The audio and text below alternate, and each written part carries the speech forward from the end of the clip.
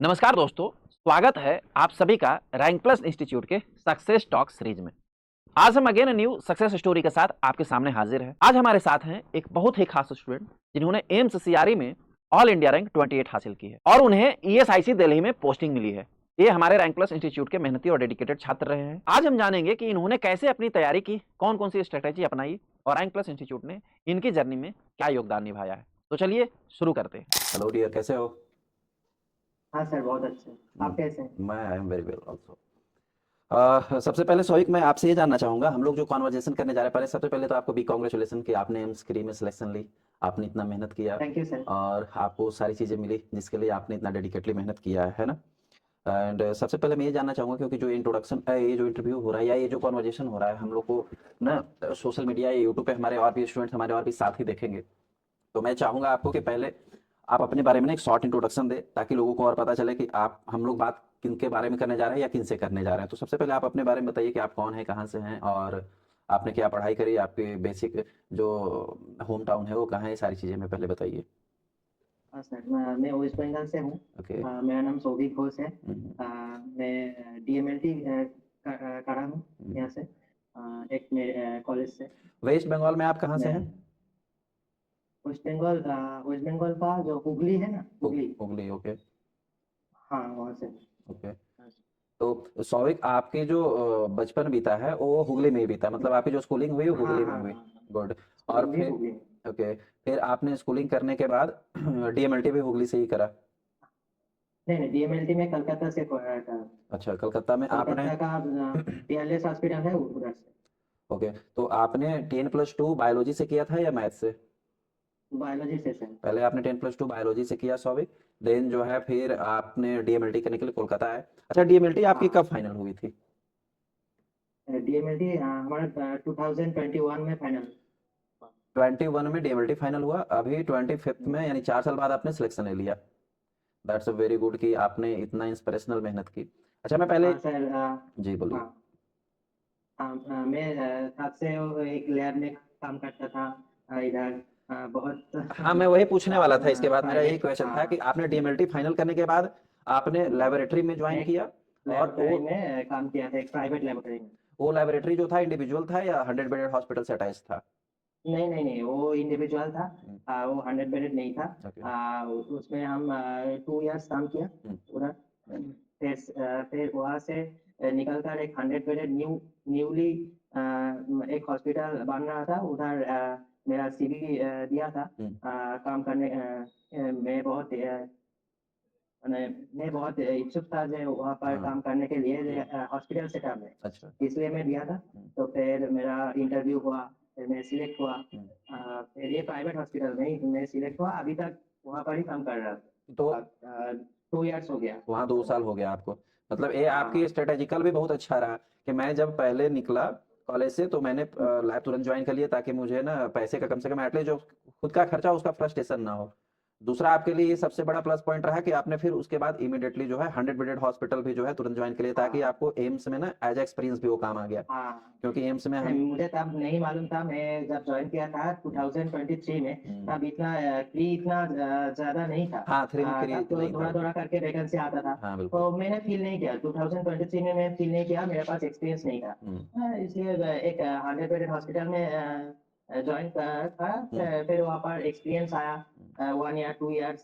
फिर अभी जाकर मैं प्रिपरेशन लिया आपके साथ, आपके वहाँ पर कोचिंग के लिए मैं पूछा हम्म। सर, मुझे 2.0 बैच मिलेगा अच्छा, क्या, कोई आपको डिस्काउंट आपको मिलेगा? मैं बीच में रोकना चाहता हूँ, आपको रैंक प्लस के बारे में किसने बताया? हाँ, मैं आपका बहुत फैन हूँ। मैं आपका जो यूट्यूब पे वीडियो आता था ना, शॉर्ट अच्छा, वीडियो या क्वेश्चन को लेकर जो एनालिसिस करा था आपने। हम्म, हाँ, वो मेरा बहुत बहुत अच्छा लगा। अच्छा, अच्छा, मुझे बहुत इंस्पायर किया, जैसे सर इस तरह से जो समझा रहा है ना, ये बहुत मतलब बहुत एक जो कोई भी सुने आपका जो लेक्चर, उसे समझ में आ जाएगा। इस करके आपने आपने इस मैंने ऐसा करके समझा समझा रहा था यूट्यूब में। मेरा तो बहुत अच्छा लगा आपका। मैं इंस्पायर हुआ आपका उस यूट्यूब वीडियो से। फिर जाके मैं 2.0 का बैच ठीक है। परचेस करने के लिए। मैं उस पर भी हाँ आऊँगा कि आपने कैसे प्रिपरेशन के लिए कौन सा बैच हाँ ज्वाइन किया, लेकिन मैं उससे पहले हाँ पूछना चाहता हूँ, मैं पूरे अपने व्यूवर्स को, अपने स्टूडेंट को या जो हमारे साथी जो हाँ। अपकमिंग पढ़ने के लिए आएंगे उनको मैं बताना चाहता हूँ कि हम्म। सौविक ना ऑल इंडिया रैंक आपका 28 है ना? 28 है। ऑल इंडिया रैंक इन्होंने ना 28 लाया हुआ है, तो ये कितना बड़ा डेडिकेशन होगा ऑल इंडिया रैंक 28 लाना। तो मैं यही बात सबसे पहले आपसे पूछना चाहता हूँ कि जब आपको रिजल्ट आया, आपने देखा मेरा AIR 28 है, आपका फर्स्ट रिएक्शन क्या था? मेरे तो मैं पहले भी मैं थोड़ा बताना चाहता हूँ। हाँ मैं हाँ।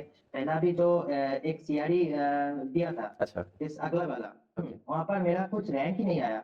मैं तो पास भी नहीं किया था। आप मैं ये जो बहुत छूट सीआरई चुकी थी। ये जो सीआरई हाँ। एग्जाम दिए थे अगस्त में, जो वैकेंसी आई थी वो वाला, हम्म, आप मतलब हाँ सिलेक्शन अगस्त वाले में, जनवरी वाला में आप कह रहे हैं कि मैंने एग्जाम दिया था लेकिन मेरा कुछ नहीं हुआ था। हाँ हाँ हाँ, हाँ, ओके। मेरा कुछ नहीं हुआ। हाँ। फिर जाके आपका जो रिकॉर्डेड वीडियो था 2.0 का, वो देखा। फिर मैंने नोट्स बनाया अपने तरीके से। फिर जाकर मैं और भी एक बार दो बार नहीं तो 3 बार रिवाइज किया। वो आपका आपका जो लेक्चर है, मैंने रिवाइज किया था। फिर जाके तो सबसे पहले फिर समझ मैं आया अपने जे हाँ, ऐसा ऐसा एक होता मिनट है। सौविक, मैं आपको रोकूंगा। सबसे पहले मैं अपने बच्चों को बताना चाहता हूँ कि सौविक ने 25 हम्म, जनवरी 25 में जो सीआरई का एग्जाम हुआ वो दिया इन्होंने, इनका उसमें कोई रैंक नहीं आया। अच्छा, आपने जब रैंक प्लस ज्वाइन किया वो कब किया, ताकि मैं इस क्वेश्चन से कोरिलेट करवा पाऊंगा, आप लगभग कब ज्वाइन किए रैंक प्लस? आ, मैंने ज्वाइन किया था और नवंबर या दिसंबर को एक शिवरात्रि के जो कूपन आया था और ना, कूपन वो कोड आया था वो, 100% मतलब डिस्काउंट दिया था, वो तब हाँ, मैं हाँ आपने जनवरी तब ज्वाइन किया था। जनवरी में बोल रहा हूँ, हाँ मार्च 24 के अराउंड ज्वाइन किया है। हाँ हाँ, और फिर इन्होंने दिसंबर में वैकेंसी आई सीआरए की, और 25 जनवरी 25 में उसका एग्जाम हुआ, उसमें ये कुछ खास नहीं कर पाए। अब उसके बाद फिर देखिए टर्न अराउंड, इन्होंने जनवरी में एग्जाम हुआ, कुछ नहीं हुआ, और फिर अगस्त में वैकेंसी आई, सितंबर में एग्जाम हुआ, और सोचिए 6 महीने में इन्होंने जो डेडिकेटेड वे में पढ़ाई करी है। मैं इस पर भी बात करना चाहता हूँ कि जब आप 2.0 सबसे फर्स्ट ऑफ ऑल ज्वाइन किए, आप लगभग 7-8 महीना पढ़े। 7-8 महीना पढ़ने के बाद जब आपको फर्स्ट सीआरई जो जनवरी में आप दिए, उसमें आपको कोई खास रैंक नहीं आया। फिर उसके बाद आपको क्या फील आउट हुआ, अपनी आपने पढ़ाई में स्ट्रेटेजिकल क्या चेंजेस किया, और आपका टाइम टेबल क्या था, मैं इस पे थोड़ा बात करना चाहूंगा कि अगले 6 महीने में फिर आपने ऑल इंडिया रैंक 28 लाया, इसके ड्यूरिंग आपने क्या किया, कैसे स्ट्रेटेजी हमारे थोड़े बच्चों को बताइए, हाँ ताकि कुछ हेल्प हो हाँ उनको भी। हाँ। इसके इसके ड्यूरिंग मेरा जो स्टडी प्लान है, वो मैं तो एक प्राइवेट हॉस्पिटल में जॉब करता हूँ। कितने वहाँ आवर्स पर की आपकी ड्यूटी मेरा थी? टाइमिंग, प्राइवेट हॉस्पिटल में जॉब करता हूँ, एक एचपी घोष हॉस्पिटल हम्म, करके सॉल्ट लेक में न्यू भी हॉस्पिटल है। अच्छा। तो उधर ना 8 आवर्स मुझे ड्यूटी करना पड़ता है। ओके। जो 8 टाइम बेस होता है, हम्म, 8 to 8:30 करके जो टाइम मुझे वहाँ पर देना पड़ता है। हम्म, फिर उसके बाद मैं एक रूम रूम लेके रहता हूँ कोलकाता में। हम्म, तो उधर आकर मैं एक टाइम टेबल सेट किया, जो मुझे और भी पढ़ना चाहिए, मुझे रिवाइज करना चाहिए। मैं जो वो भूल जाता हूँ तो उसे फिर से रिवाइज कर कर मैं उसे एक स्टडी में एक लाइन में ला सके। तो फिर मैं रात भर जागकर पढ़ती थी।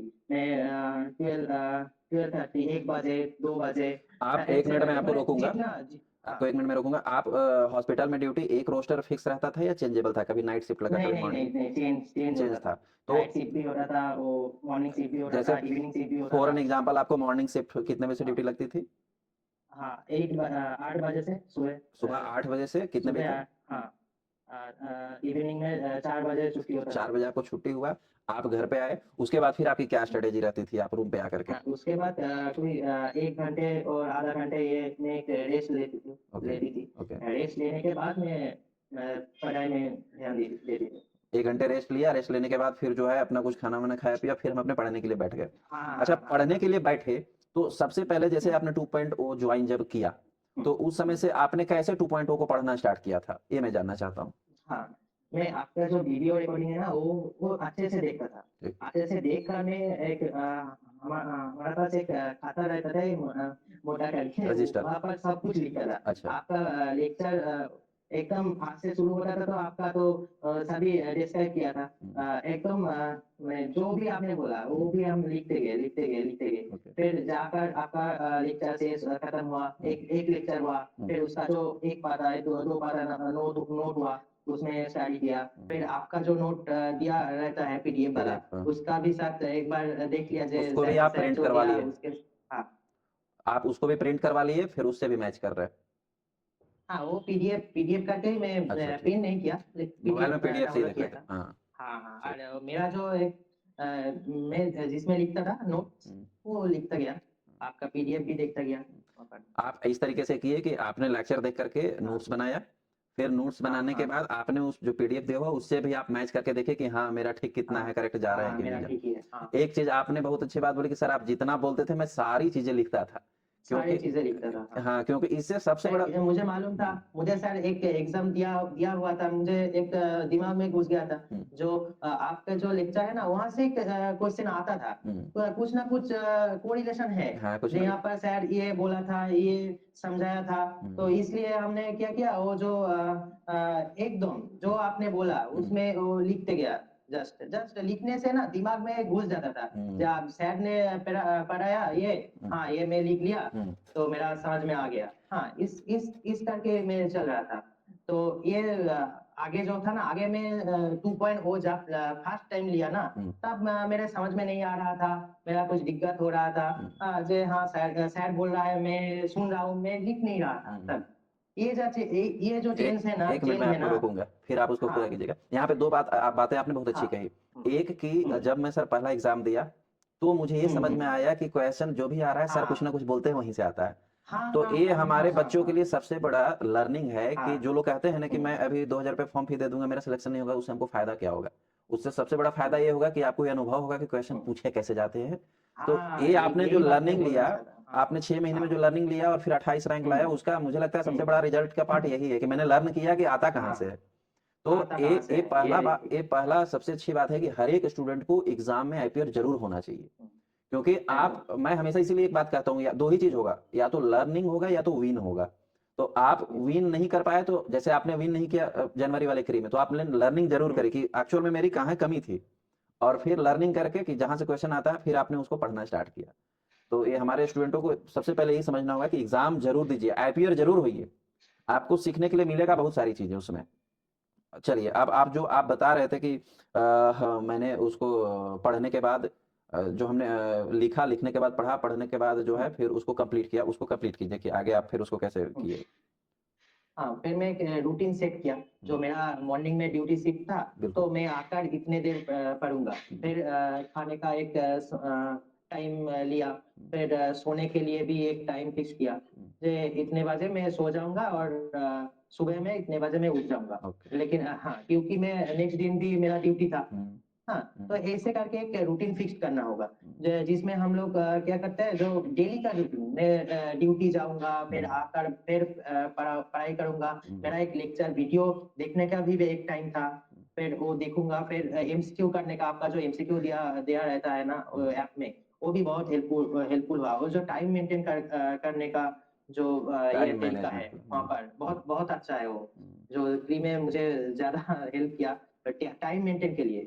जो 18 क्वेश्चन दिया था 20 मिनट्स में, वो जो कंप्लीट करने में जो वो मॉक टेस्ट देना ही पड़ेगा। मॉक टेस्ट दीजिएगा तो फिर आपका टाइम संपर्क कुछ ज्ञान आ जाएगा। अच्छा, इसमें मैं दो चीजें आपसे जरूर पूछूंगा। हाँ पहला तो ये कि फर्स्ट ऑफ ऑल ये कि जो स्टूडेंट ऐसा सोचते हैं, जैसे जिनका भी बीएमएलटी कंप्लीट हुआ या डीएमएलटी कंप्लीट हुआ, वो हमारे पास बहुत सारे क्वेरीज आते हैं, वो यही पूछते हैं बेटा कि सर मैं ना मुझे जॉब लेना है, सरकारी एकदम गवर्नमेंट ले लेनी है, तो मैं ना क्या करता हूँ कि मैं कहीं ज्वाइन नहीं करता हूँ हॉस्पिटल, और मैं केवल पढ़ना स्टार्ट करता हूँ।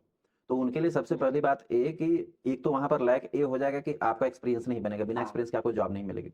दूसरा ये कि हमारे पास जो बच्चा अभी इंटरव्यू दे रहा है, ये तीनों शिफ्ट में ड्यूटी करने के बाद ऑल इंडिया रैंक 28 लाया, मतलब कि ये बहुत ही नॉर्मल फिनोमेना है। हम में से जितने भी साथी इस बात को सुन रहे हैं, उन सबको, क्योंकि हमने बीएमएलटी करा या डीएमएलटी करा तो हमें हॉस्पिटल में ही टेस्ट लगानी है, हमारा तो भाई गोल यही है। तो हमारा सबसे पहला पर्पस्टिक गोल ये होना चाहिए कि जब हमें सरकारी नौकरी लेकर भी टेस्ट ही करना है, तो हम पहले टेस्ट करने के ड्यूरिंग उस एक रोस्टर, ड्यूटी ऑफ रोस्टर होता है, उसमें ढलें, अपने रूटीन को ढालें, और उसी रूटीन में एक ऐसा रूटीन बनाएं जो कि हमारा पढ़ाई वाला प्रिपरेशन वाला पार्ट भी हो।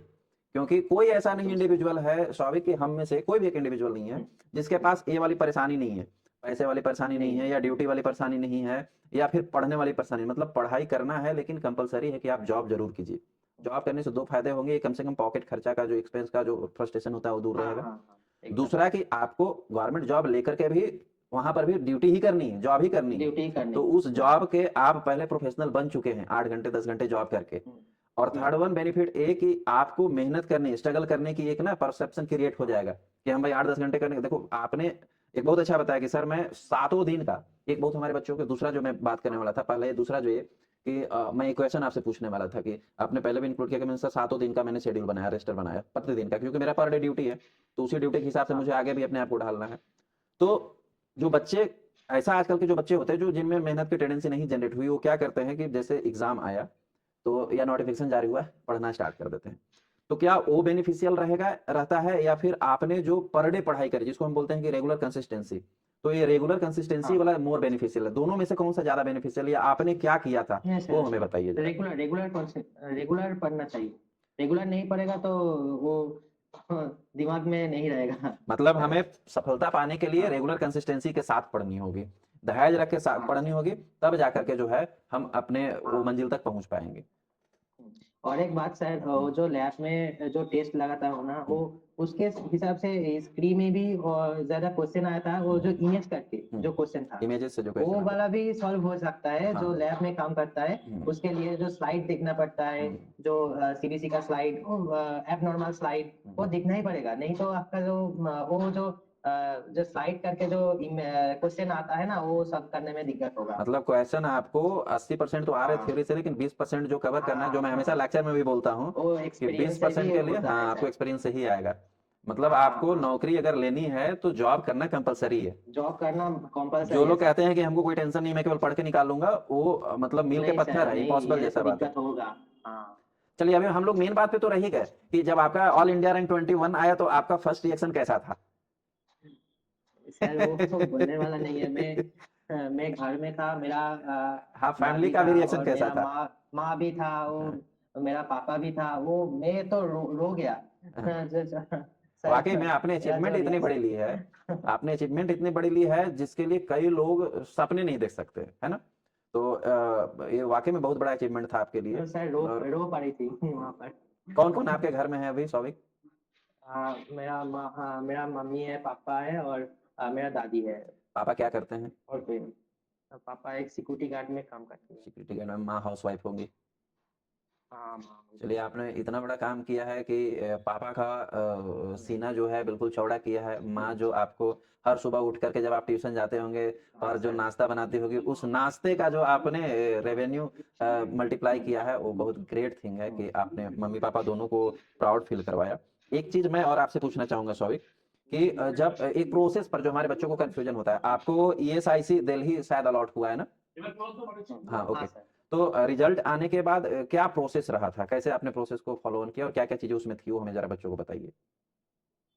हाँ, रिजल्ट आने के बाद वो तो नोटिफिकेशन आ जाता है, सीआरई जो लॉग इन करके। तो और ये फिर नोटिफिकेशन मैं आपको वेट मेल किया। पर आया था या हाँ, फिर कॉमन जो आता है रिजल्ट का हम नहीं लोग नहीं बताते सर, हैं? मेल नहीं आया था। वो जो वहाँ पर जो नोटिफिकेशन आया था, उसमें ही मेरा जो रोल नंबर है वो लिखा हुआ था, ठीक। फिर मेरा रैंक लिखा हुआ था। हुँ, हाँ, फिर तो रिजल्ट आउट हुआ वहाँ पर। जो मेरा सीट एलोकेशन का एक कॉलम आया था, फिर एक टाइम दिया हुआ था हुँ, सीट एलोकेशन के लिए। हुँ, तो वहाँ पर मैं सिलेक्ट किया हुँ। कि मैं दिल्ली जाना चाहता हूँ। मेरा आपने जो कितने हॉस्पिटल को सीट एलोकेशन में डाला हाँ था? हाँ, मैं ईएसआईसी मेरा येस था, तो हुँ, पहले ईएसआईसी डाला था। तो सबसे पहला चॉइस आपका ईएसआईसी दिल्ली था, हाँ, पहला चॉइस मेरा लेडी हार्डिंग हॉस्पिटल था, लेडी लेडी हार्डिंग था। Hardinge medical college and um, hospital. हुँ। हाँ, वो नहीं मिला। वो नहीं मिला, आपको फिर ईएसआईसी। दूसरा चॉइस में ईएसआईसी दिल्ली था। हुँ, फिर तीसरा था मेरा झारखंड ईएसआईसी था। हुँ। हाँ, फिर ऐसा करके मैं दिया अच्छा, था। ईएसआईसी क्यों? एक दो तीन ईएसआईसी में हाँ। आपने एम्स सीआरई दिया, एम्स क्यों नहीं चूज़ किया? ये व्हाई ईएसआईसी?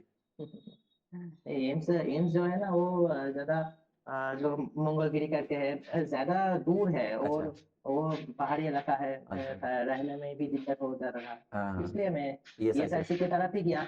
लेकिन मेरा मेरा एज एम्स देने के लिए अभी 2 इयर्स है, हुँ। इसलिए मैं कैलकुलेट किया। तो ईएसआईसी में 25 का हूँ, अभी अब 25 ये हो गया वाला मेरा। क्वेश्चन मैंने सबसे लास्ट में आपको पूछने वाला था कि आप पूरा हो चुका हाँ है एमसीआर एग्जाम देकर के, आगे बस ये फिनिश है, आगे और भी कुछ गोल है आपका? तो वही जो अभी नहीं, एक्सप्लेन कीजिए जो अभी आप बता रहे हैं। फिनिश या कोई कुछ नहीं है। मैं आगे जाना चाहता हूँ, मैं और भी पढ़ना पढ़ना चाहता हूँ। और आपका 2.0 बैच तो मेरे पास है ही। उससे मैं अच्छा है, बच्चे की बात को सीख लो। आप सही। जो इस चीज को देख रहे होंगे, इस इंटरव्यू को, सौविक ने 25 साल की उम्र में ईएसआईसी अचीव की। देखो इनकी प्लानिंग कितनी अच्छी है। इनको हाँ। पता है कि अभी मुझे एम्स सीआरई लाने के लिए 2 साल मेरे पास अभी बचा हुआ है। 2 साल और भी मतलब है। अभी मैं वो 2 साल यूटिलाइज करूंगा। मैं ऐसा नहीं कि पहुंच गया और यूटिलाइज सेटिस्फाई करूंगा। हो गया। सर।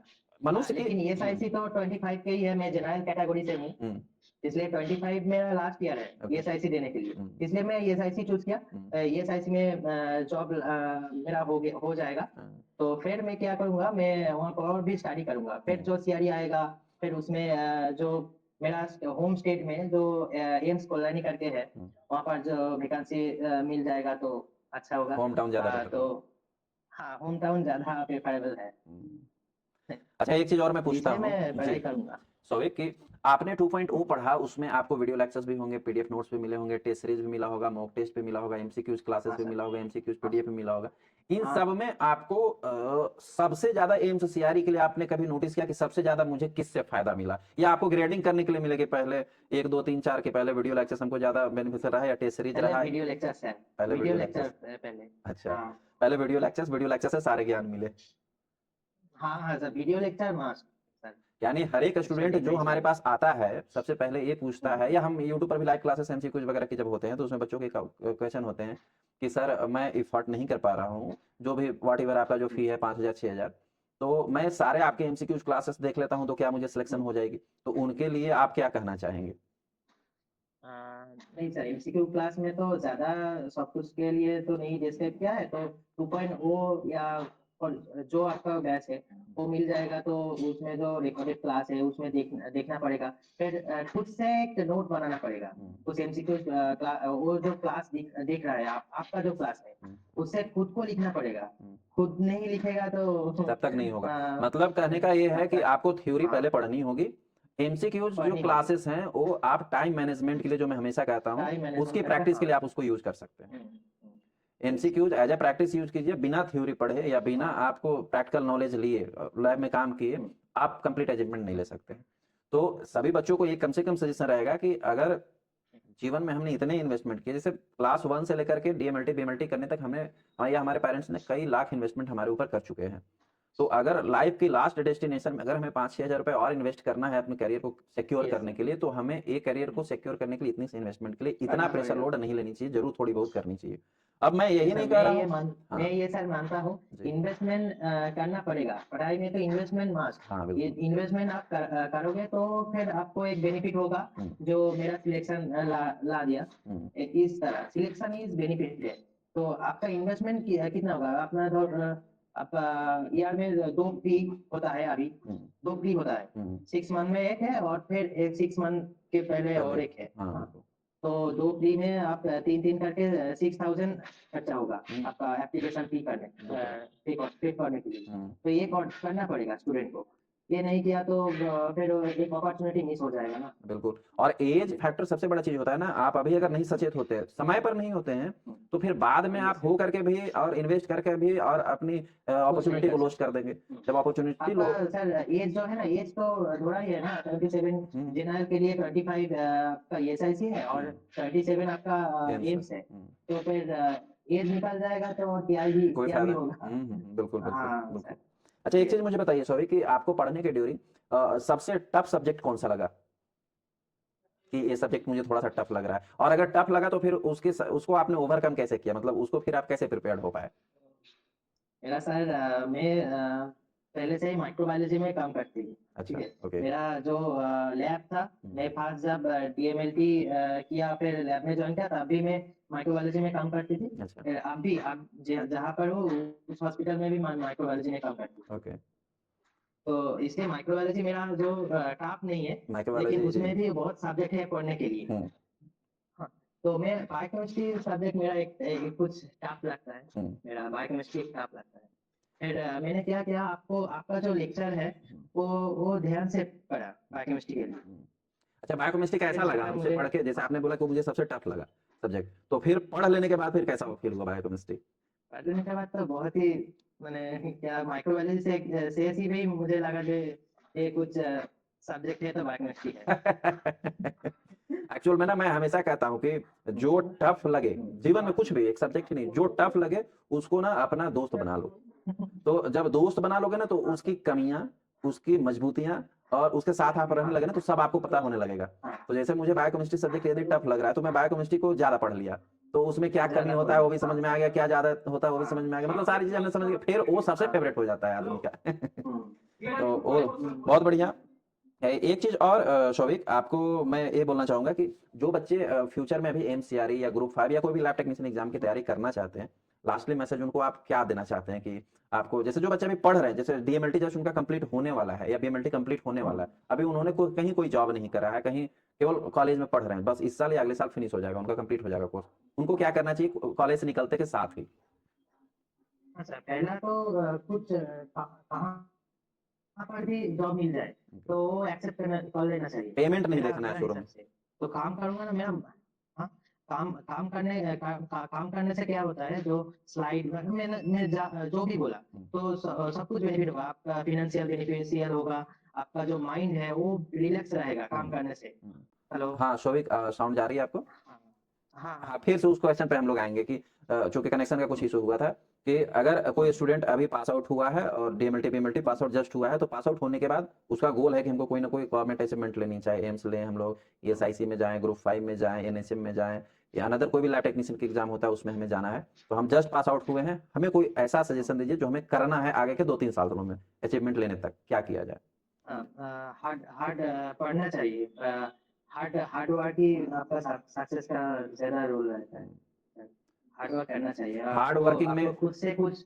हार्ड वर्किंग में वो सजेशन दीजिए कि जैसे हमने अगर हॉस्पिटल से निकले, ठीक, सॉरी, कॉलेज से अभी निकला मैं, और निकलने के बाद अब मुझे कोई पढ़ाई स्टार्ट कर देनी चाहिए केवल, या फिर हॉस्पिटल या लैब कहीं ज्वाइन करनी चाहिए?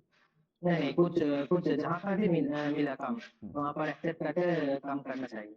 पहले वो हमें काम जरूर करना मंथली चाहिए, चाहे मंथली जो भी मिले, हाँ कुछ भी मिले, ओके। मंथली जो भी कुछ भी मिले, हम्म, आपको काम करते रहना चाहिए। हम्म, काम के जो ये है ना, वो बेनिफिट यही है, आपका जो एक्सपीरियंस है वो भी बढ़ेगा, हम्म, और आपका जो नॉलेज है वो भी बढ़ेगा। हम्म, हम्म, तो आपका फिनेंशियल भी बेनिफिट होगा सर। हम्म, इसलिए काम काम तो करना ही चाहिए, काम के बाद आपको जो टाइम है वो निकालना चाहिए। काम के बाद का जो टाइम है 8 आवर्स के बाद आपको खुद से देना पड़ेगा, आपको खुद से कुछ क्रिएट करना पड़ेगा, क्रिएटिविटी जो है, आपको नोट्स बनाना पड़ेगा, आपको टर्मिनल देखना पड़ेगा। हम्म। मैं तो यही बोलूंगा। अच्छा, एक चीज और मुझे बताइए, हाँ, बच्चे जो अभी नए आ रहे हैं उनको सौविक ने सजेशन दिया है कि आप कॉलेज से निकलते हैं तो सबसे पहले आप कहीं ना कहीं हॉस्पिटल या लेबोरेटरी ज्वाइन कीजिए। मेरा इसमें एक और पर्सनल कंक्लूजन रहेगा कि यदि आपका एम से ही टारगेट है तो आप कोशिश कीजिए कि मुझे मिनिमम 100 बेडेड हॉस्पिटल मिल जाए। अगर नहीं मिल रहा है, कभी कभी फ्रेशर्स को नहीं देते हैं, है ना, नहीं मिल रहा है, तो जैसे सौविक ने किया, पहले ना कोई इंडिविजुअल लेबोरेटरी ज्वाइन कर लिया, एक आध साल काम कर लिए तो एक्सपीरियंस हो जाता है, तो एक आध साल एक्सपीरियंस वहां का हो गया, उसके बाद आपको 100 बेडेड हॉस्पिटल में इंटरव्यू देंगे, नॉलेज होगा तो मिल जाएगा आपको सिलेक्शन। तो कोशिश ये रखना है कि हमें मैक्सिमम से मैक्सिमम 100 बेडेड हॉस्पिटल से ऊपर जितनी बेडेड हॉस्पिटल की लेबोरेटरी मिल जाए वहां हम जॉब करें। इससे दोनों फायदे होंगे, एक एक्सपीरियंस ज्यादा, दूसरा ये होगा कि फाइनेंशियल थोड़ा सा हम ये नहीं कह सकते कि पूरी हमें फ्रीडम मिलेगी, लेकिन थोड़ा फ्रस्ट्रेशन रिलीज होगा। तीसरा कि आप प्रोफेशनल बनने लगेंगे काम करने के ड्यूरिंग। फोर्थ वन है कि आपको जॉब के ड्यूरिंग, जब आप जॉब कर रहे थे तो आपको रूटीन निकालने होंगे, समय निकालने होंगे कंसिस्टेंटली पढ़ने के लिए। और एकदम सही। एक चीज और मैं आपसे पूछना चाहूंगा, जैसे आपने 2021 में फाइनल किया डीएमएलटी, 25 में आपने सिलेक्शन ले लिया, 4 साल, इन 4 साल के ड्यूरिंग आपको कभी जैसे आप निकले थे कॉलेज से तभी ऐसा लगा होगा ना कि मुझे मिल जाता 60,000 50,000 का जॉब मिल जाता, सरकारी मिल जाता, और 1 साल 2 साल 3 साल बीते, तो आपको कभी ऐसा लगा क्या कि मुझे अब छोड़ देना चाहिए, नहीं प्रिपरेशन करना चाहिए, या कितने सालों तक आप अपने आप को इंतजार करते कि मुझे इस गवर्नमेंट सिलेक्शन तक रुकना है? नहीं नहीं। हाँ सौविक, आपकी साउंड नहीं आ रही। हाँ सर, सॉरी सर। हाँ, आगे। हाँ, मैं जो बोल रहा था वो आपको तो काम करना ही पड़ेगा। तो मेरा मेरा जो एक्सपीरियंस है, मैं 2021 में निकला डीएमएलटी से।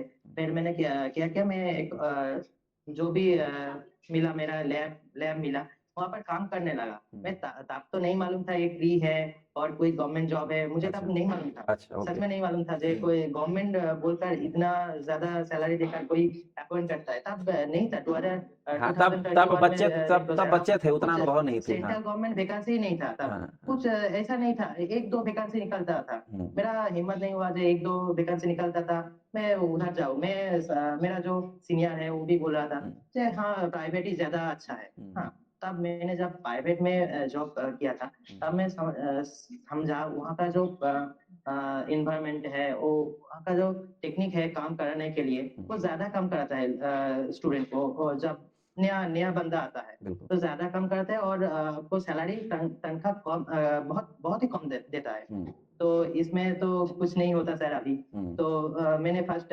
10,000 में एक जॉब लिया था, तो लैब में। हुँ, हाँ, तो फिर मैंने पढ़ाई से तो बहुत दूर दूर जा चुकी थी सर। हुँ, मैंने पढ़ाई तब मैंने समझा कि कुछ गवर्नमेंट जॉब नहीं है, तो मैं पढ़ाई करके क्या करूँगा? मैं अभी काम करती हूँ लैब में। हुँ, तो मैंने तब किया मेरा तब भी मेरा कुछ ये नहीं था पढ़ने के लिए। तो फिर मैंने क्या हुआ एक 2023 में देखा जो सीआरई नहीं था तब वो जो एम्स का जो रिक्रूटमेंट हो जाता है ना वो हाँ, एम्स रिक्रूट 45 कुछ हाँ, कुछ वैकेंसी आ रहा था हुँ, 2023 में। हुँ, तब मैंने देखा जो मेरा जो कोई भी फ्रेंड है फ्रेंड सर्कल में वो क्रैक कर रहा था। तो वो पढ़ के क्रैक कर रहा था, जॉब ले लिया। कुछ ने मुझे बताया मेरा जॉब लग गया उधर।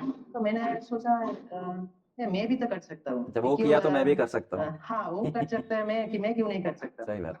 तो इसलिए मैंने कहा नहीं, नहीं मैं पढ़ूँगा। हुँ, हाँ, तब से एक मेंटल प्रिपरेशन था जो हाँ, क्या करना चाहिए तब तो ये सोशल मीडिया इतना ये नहीं था। हुँ, तो फिर जब कोविड आया, हुँ, तो आपका वीडियो लेक्चर एक स्क्रॉल करने के बाद आ गया था आपका यूट्यूब में, ओके। तो मैंने देखा। तो हुँ, आप बहुत अच्छा लगा आपका जो पढ़ाने का तरीका, समझाने का तरीका बहुत अच्छा लगा मुझे। हुँ, तो मैंने क्या किया मैंने समझा था कि 2.0 लूँगा, लेकिन तब मेरा जो सैलरी था वो बहुत कम था सर। हुँ, मेरा होम में भी देना पड़ता, हुँ, मुझे गाँव में भेजना पड़ता। हुँ, मैं इधर कलकत्ता में रहता था।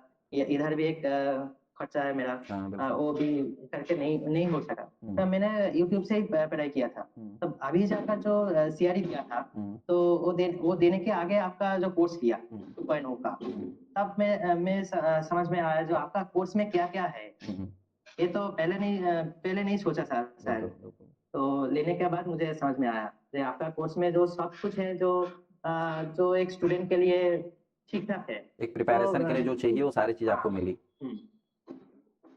चलिए बहुत अच्छा लगा शौविक आपसे बात करके और आपकी जो हाँ ये सर। सक्सेस स्टोरी है ये बहुत ही मोटिवेशनल है, कई लोगों को इंस्पायर करने वाली है और हम लोगों के लिए भी बहुत बड़ी अचीवमेंट है कि हमारा कोई बच्चा जब सेलेक्ट होता है, तो इनफैक्ट मुझे ऐसा लगता है मुझे नौकरी मिल गई।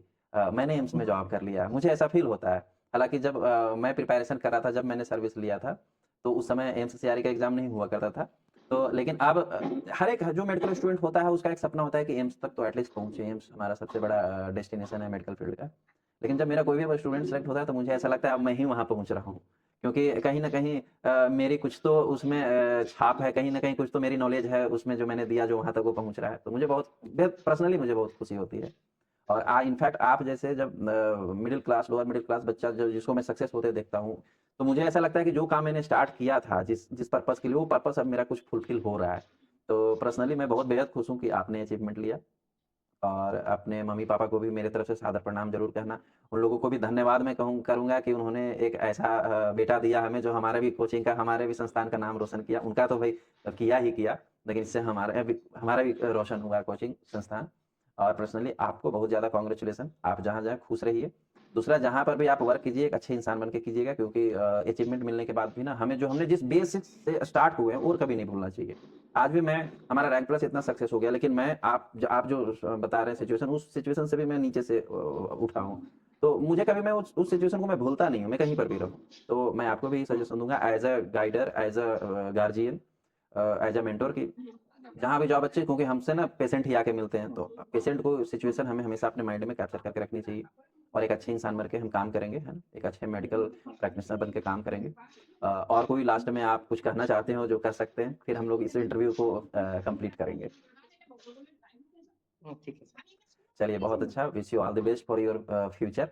कभी भी कोई भी थैंक यू सर। ज़रूरत हो, कोई भी हेल्प की नीड हो, हमारी रैंक प्लस टीम हमेशा आपके लिए अवेलेबल रहेगी। आप सबके पास नंबर रहता ही है, आप कॉन्टैक्ट करेंगे, हमारी टीम आपको किसी भी प्रकार की, है ना? इनफैक्ट चंदन ओके, सर भी ओके सर। अवेलेबल रहते हैं इन सभी चीज़ों के लिए। ठीक है बेटा? Thank you sir. Okay, thank you, bye, have a nice day. Bye.